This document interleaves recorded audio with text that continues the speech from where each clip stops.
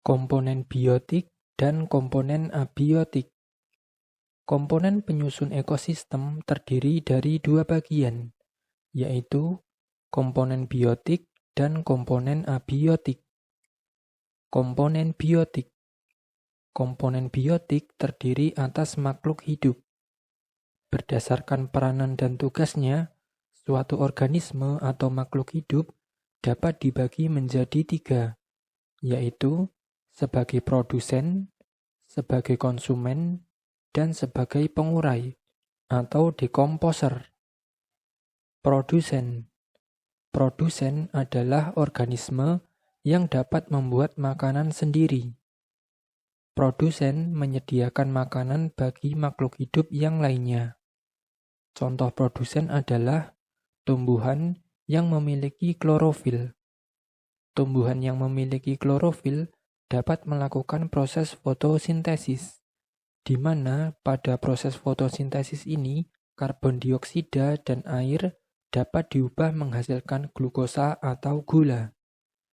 Glukosa atau gula ini sebagai sumber energi bagi tumbuhan itu sendiri dan dapat juga disimpan dalam bagian tanaman seperti akar dan buah, yang dapat digunakan sebagai sumber makanan bagi makhluk hidup yang lainnya. Konsumen. Konsumen adalah organisme yang tidak dapat membuat makanan sendiri. Karena tidak dapat membuat makanan sendiri, konsumen menggunakan makanan yang dihasilkan oleh organisme lain. Contoh konsumen adalah manusia dan hewan. Konsumen tingkat pertama adalah organisme yang langsung memakan produsen. Sehingga konsumen tingkat pertama adalah herbivora, yaitu organisme yang memakan tumbuhan. Contoh herbivora adalah kelinci, kambing, sapi. Hewan-hewan ini adalah pemakan tumbuhan. Selanjutnya ada konsumen tingkat kedua. Konsumen tingkat kedua adalah organisme yang memakan konsumen tingkat pertama. Konsumen tingkat kedua adalah pemakan daging atau karnivora. Contohnya, buaya, singa, harimau. Selanjutnya ada konsumen tingkat ketiga, yang merupakan organisme pemakan konsumen tingkat kedua. Dan seterusnya. Pengurai atau dekomposer. Bagian tubuh dari makhluk hidup yang mati atau sisa-sisa dari makhluk hidup akan diuraikan menjadi zat-zat yang lebih sederhana oleh organisme pengurai. Zat-zat hasil penguraian dapat berupa berbagai macam mineral yang ada di dalam tanah, sehingga hasilnya dapat dimanfaatkan oleh organisme yang lain, misalnya dapat dimanfaatkan oleh tumbuhan. Contoh organisme pengurai adalah bakteri dan jamur. Selanjutnya kita bahas komponen abiotik. Komponen abiotik adalah semua benda tak hidup yang ada di sekitar makhluk hidup. Komponen abiotik antara lain tanah, temperatur, air, udara, dan sinar matahari. Komponen abiotik dapat menentukan banyak dan jenis organisme yang dapat hidup di lingkungan tersebut.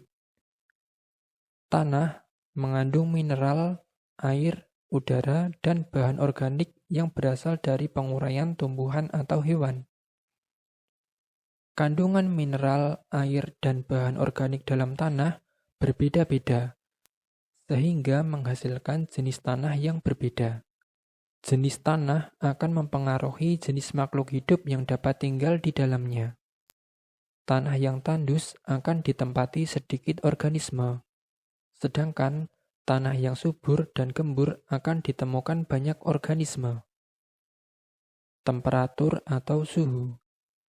Temperatur atau suhu sangat mempengaruhi organisme yang dapat hidup di lingkungan tersebut.